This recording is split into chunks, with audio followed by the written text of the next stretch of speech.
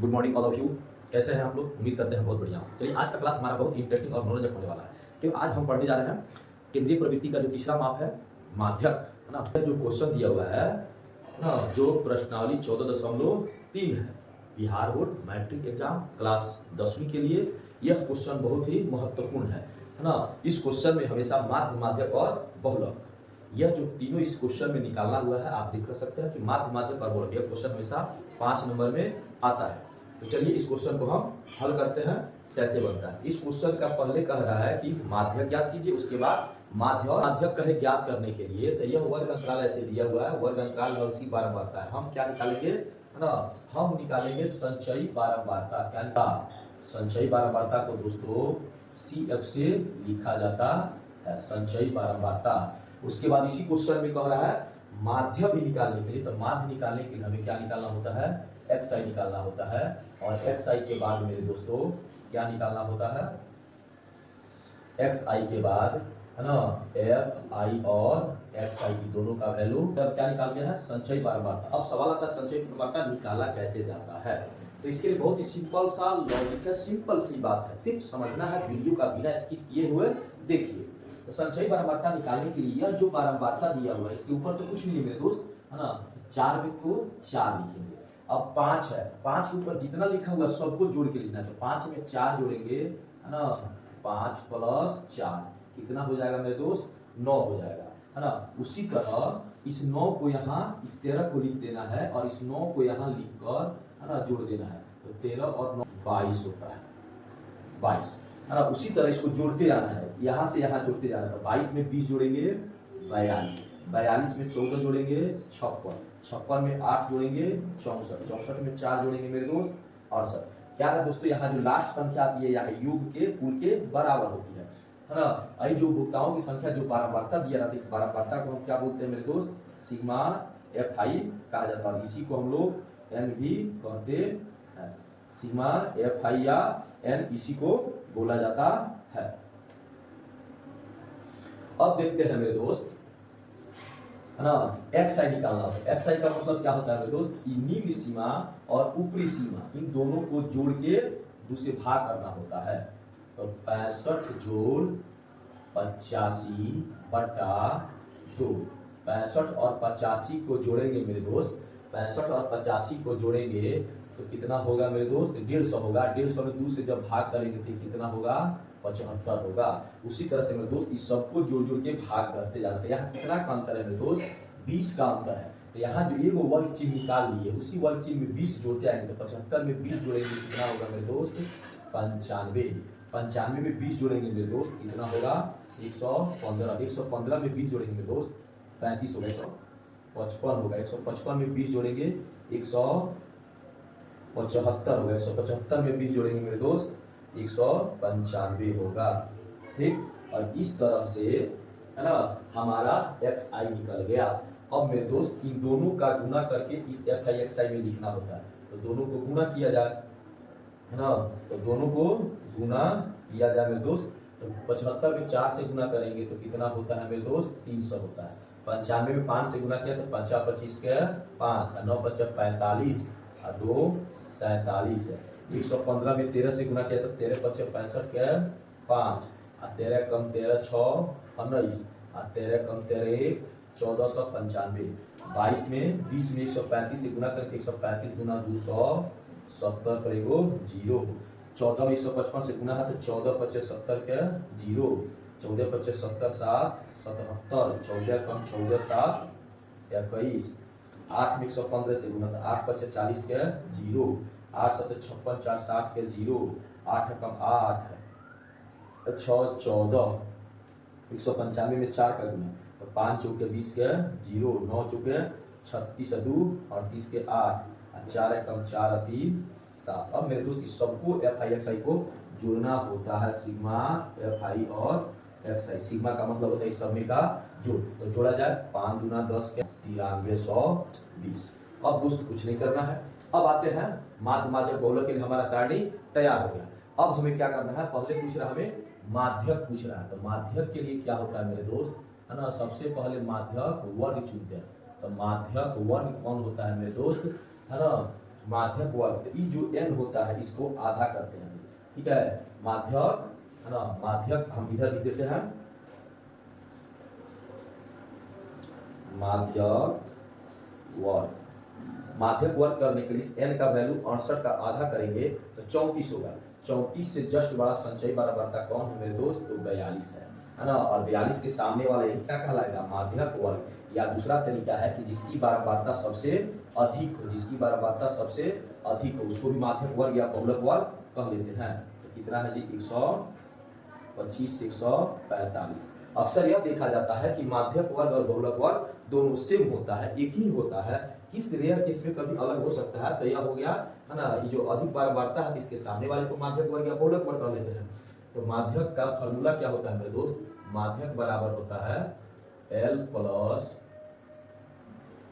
n/2 minus CF बटा F गुने H। मेरे दोस्त यह माध्यक का फॉर्मूला हुआ।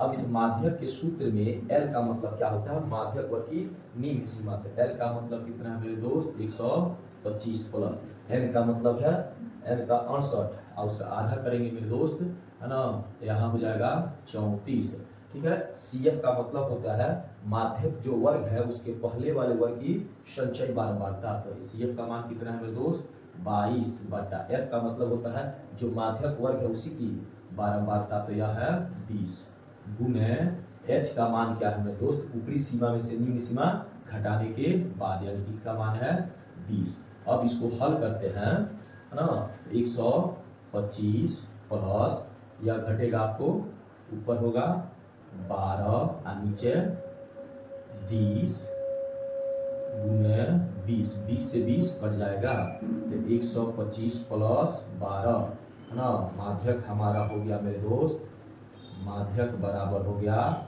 137, यह माध्यक हुआ। अब आते हैं मेरे दोस्त बहुलक के लिए। तो बहुलक का मेरे दोस्त जो फॉर्मूला होता है, जैसे पिछला प्रश्नावली में हम लोग पढ़े हैं कि L प्लस, है ना, F1 माइनस F0 बटा 2F1 minus F0 minus F2, इस मान को रखते हैं। L का मतलब क्या होता है दोस्त, जो माध्यक वर्ग है, बहुलक वर्ग है, बहुलक वर्ग भी क्या है मेरे दोस्त, बहुलक वर्ग भी क्या है 125 से 145 है। तो L का मतलब होता है बहुलक वर्ग की निम्न सीमा, L का मतलब 125 प्लस F1 का मतलब क्या होता है मेरे दोस्त, बहुलक वर्ग की बारंबारता यानी कि 20। F0 का मतलब क्या होता है मेरे दोस्त, जस्ट इसके ऊपर वाला यानी कि 13 बटा 2 गुने 20 माइनस 13। F2 का मतलब क्या होता है, इस बारंबारता के जस्ट नीचे वाला 14 और गुने H का मान कितना है मेरे दोस्त, ऊपरी सीमा में से निम्न सीमा घटाने के बाद 20। इसको हल करते हैं, 125 प्लस यहाँ घटेगा 7 होगा, नीचे 20 गुना 40, है ना, 20 गुना 40 माइनस 14 और 13 का जोड़ेंगे, दोनों माइनस है तो 27 और गुना है 20। मेरे दोस्त इसको और आगे बढ़ाते हैं, 125 प्लस, है ना, 7 और नीचे में दोस्त 40 में से 27 घटेगा 13 और गुने है 20।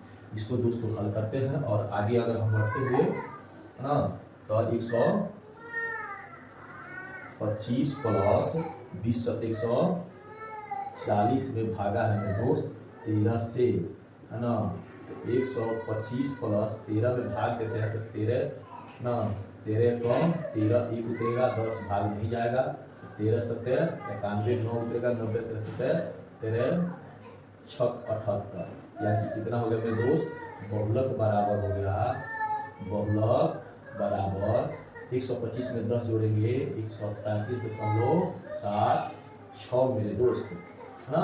अब आते हैं इसके लिए हम क्या निकालना है, अब माध्य निकालना है, माध्य निकालना है। तो माध्य बराबर क्या होता है मेरे दोस्त, माध्य x बार बराबर सिग्मा fi xi बटा सिग्मा fi।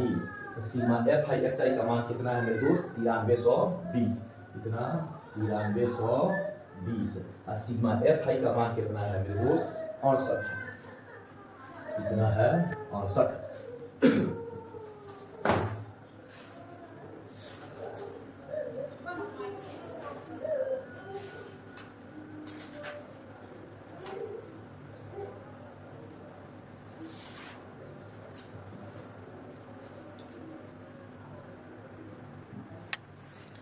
इस तरह से दोस्तों 9320 में जब 68 से भाग देते हैं तो भाग देंगे तो 137.05 यह हमारा हो गया माध्य, है ना। तो इस तरह से मेरे दोस्त माध्य, माध्यक और बहुलक, है ना, निकाला गया। उम्मीद करते हैं यह क्वेश्चन हमेशा 5 नंबर में पूछा जाता है बिहार बोर्ड एग्जाम में। जब भी माध्य, माध्यक, बहुलक साथ आएगा तो 5 नंबर बोला। और बिल्कुल आसान मेथड है। 14.1 में माध्य पढ़े, 14.2 में बहुलक पढ़े, 14.3 में अब हम माध्यक पढ़े, जिसका इसमें रिवीजन किया जा रहा है। बहुलक निकाल क्वेश्चन नंबर, तो दोस्तों यह क्वेश्चन नंबर 5। आइए क्वेश्चन को पढ़ते हैं। क्वेश्चन में क्या दिया हुआ है, ठीक है, कि यह एक सारणी दिया, नीचे दिए गए बंटन का माध्यक यदि 28.5 है तो इस x और इस y का वैल्यू दोस्तों हमें ज्ञात करना है कि x और y का वैल्यू क्या होगा। तो आइए क्वेश्चन को सोल्व करते हैं ना। तो यह जब माध्यक दिया हुआ 28.5, तो माध्यक निकालने के लिए दोस्तों हमारे पास क्या आवश्यक है ना, इसकी संचयी बारंबारता निकालना। संचयी बारंबारता कैसे निकाला जाता है दोस्तों, आपको बताया गया है कि यह जो दिया हुआ है बारंबारता, इसके ऊपर वाले को सब जोड़ देते हैं, है ना। तो इसको बोलते हैं हम CF।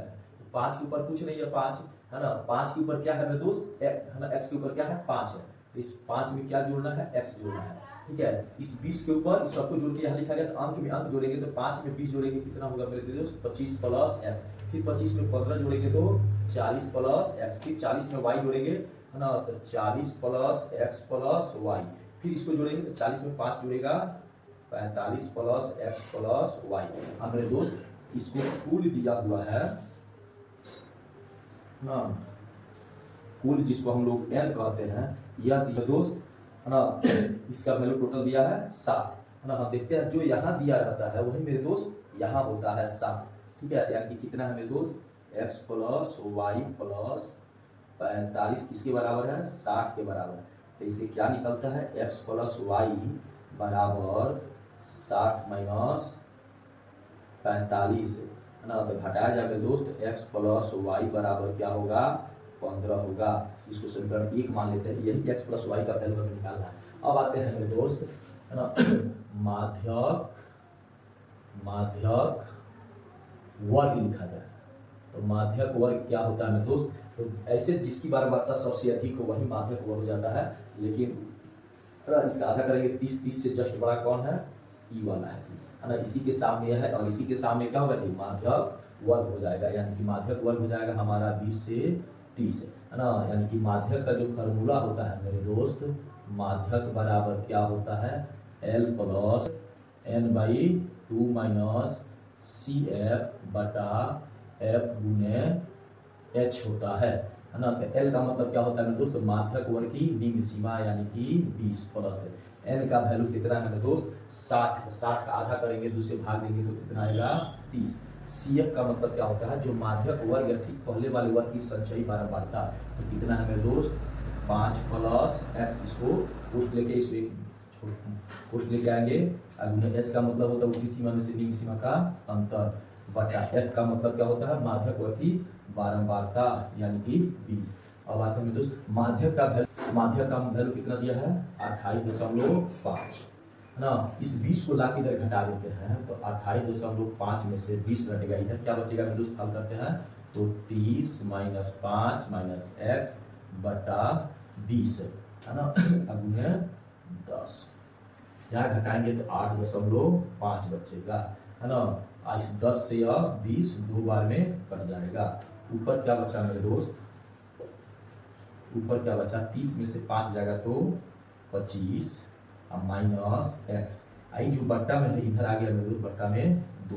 अब 2 आ गया इधर गुना में, तो 8.5 में 2 से गुना किया गया, इधर 25 माइनस x, ना मेरे दोस्त। यही हो जाएगा 17, इधर 25 माइनस x आएगा इधर तो प्लस हो जाएगा, और उधर 25 जाके, है ना, 17 घटेगा तो x का वैल्यू क्या हो जाएगा मेरे दोस्त, 8।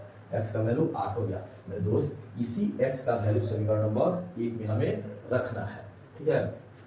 तो x का मान